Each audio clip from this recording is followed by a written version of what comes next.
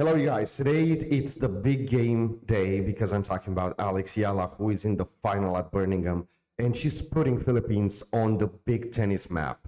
Today is going to be a hard game because we're talking about Nikola. I'm sure I'm not going to pronounce her name right, Bartunkova, but she's from Czech Republic, and unfortunately, Alex Eala, after my research, she has 0 wins with Czech Republic, and especially that they were like friends. They played together and now their opponent. But today, every Filipino heart should beat for Alex Eala over there, here in the comments as well, because we can really help the Filipino spirit to have a trophy and to put Alex Eala and her work and the beauty of the Philippines on the tennis map.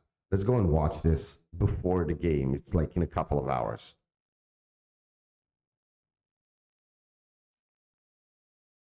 0 wins and 12 losses.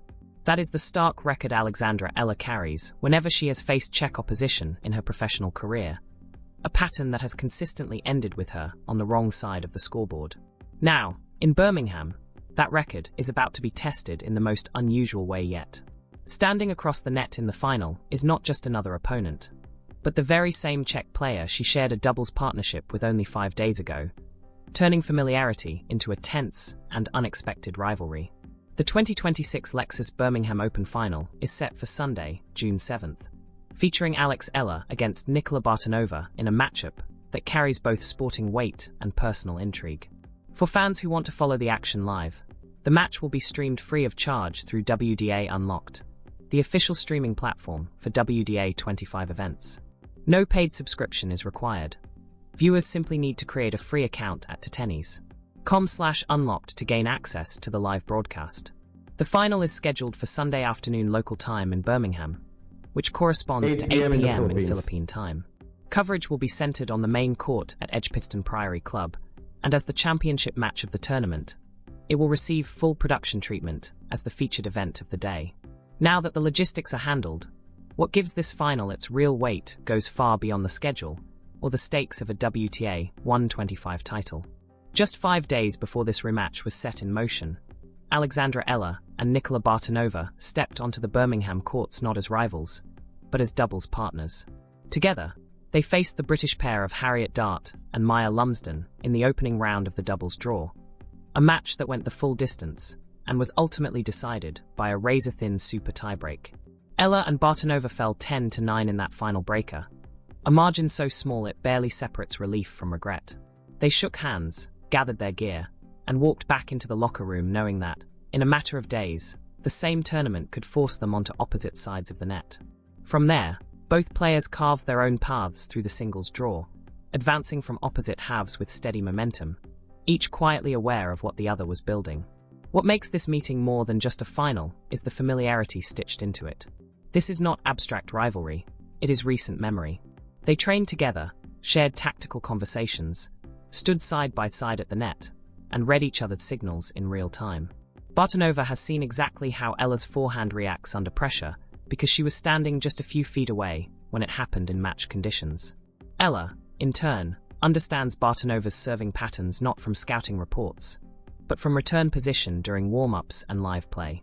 Now, all of that shared knowledge becomes something sharper, more personal, and far more consequential as friendship and familiarity give way to competition. Whatever informational advantage usually takes weeks of video study to acquire, these two already possess in an intimate, almost embodied form. But information is not the same as execution, and that distinction becomes crucial when looking at how each woman has arrived at this final. Ella's week has been, for the most part, clinical.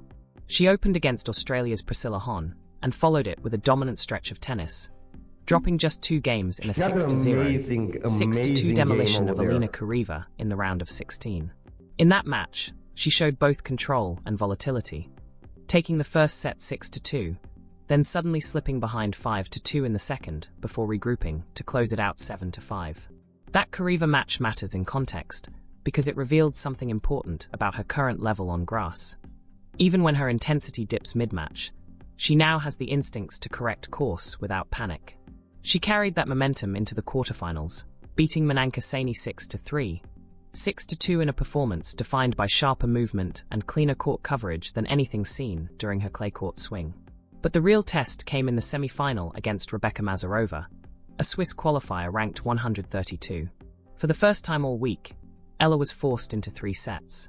After taking the opening set 6-2, she saw Mazarova raise her level, strike cleaner from the baseline, and steal the second set 6-4, dragging the match into a genuine battle rather than a procession. Then the rain came, halting the semi-final with Ella leading 3-2 in the deciding set. When play finally resumed, she showed a level of composure that would have been difficult to imagine during her earlier clay struggles in Stuttgart and Madrid. She held her nerve, broke Mazarova's serve at 4-3, and went on to close out the match 6-3 in the final set. That rain delay matters because it introduced exactly the kind of interruption that has historically unsettled Ella, breaking rhythm, stretching momentum, and opening the door for doubt. This time, she absorbed it without visible anxiety. Bartonova's route to the final, however, has looked completely different. This is the first grass court tournament of her entire professional career. That detail alone reshapes how her run must be understood. She arrived in Birmingham having never played a professional match on grass, yet immediately found herself in high-pressure situations. Her opener against Birmingham's Harriet Dart went 3 sets, and she dropped the first set before turning it around to win 3-6, 6-3, 7-5 under a home crowd firmly behind her opponent. From there, the pattern only intensified. In the quarterfinals against British teenager Mika Stavjik, Bartonova was pushed into another brutal contest, again stretched to a deciding set tiebreak, saving match points along the way before edging it 6-4, 6-7, 7-6. Man, it was really tight. Her semi-final against American qualifier Ashlyn Kruger was comparatively cleaner, a 6-4, 7-6 win. But even there, she was forced deep into a second set tiebreak that swung narrowly in her favor, 9-7. The contrast between the two finalists is now stark. Ella has been largely dominant, dropping just 1 set before the semi-final. Bartonova has been surviving, winning through a sequence of 3-set battles and extended She's more finishes. tired. That creates a fatigue argument, and it is a serious one. But there is also a counterpoint. Bartonova has now been tested in almost every precious scenario grass can offer. Deficits, match points, hostile crowds, and tiebreak tension, and has found a way through each time. That kind of repeated survival builds a psychological resilience that straightforward dominance often does not. Tactically, the matchup is equally intriguing. Bartonova plays a brand of tennis that defies typical expectations for a 20-year-old on tour. She rushes the net with conviction, mixes in drop shots in moments where most players would default to safety, and serves with variation rather than pure pace.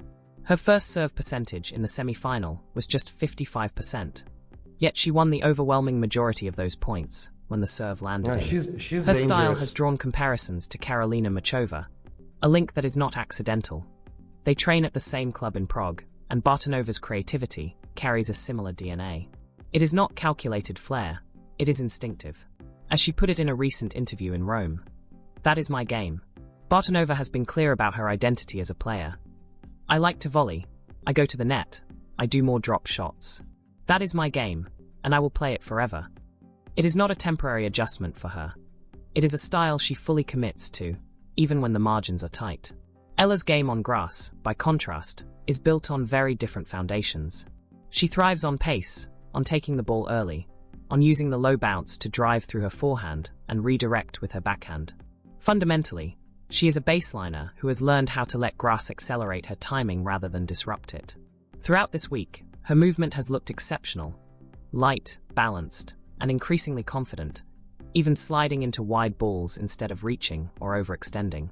The central question is what happens when Bartonova breaks that rhythm, because disruption is exactly what Bartonova brings. Okay, I hope Bartonova will not manage to break Alexandra, and especially, guys, it's not your first time, watching a Alexandra game. She's really strong, not only physically now, but as well mentally. I saw a lot of game where in the first set, maybe she was a little bit, struggling, but afterwards, mentally, Alexandra, it's a hurricane, it's a typhoon.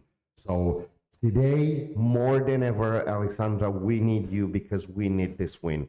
Philippines need this win. You have to make us proud. You already did us, make us proud.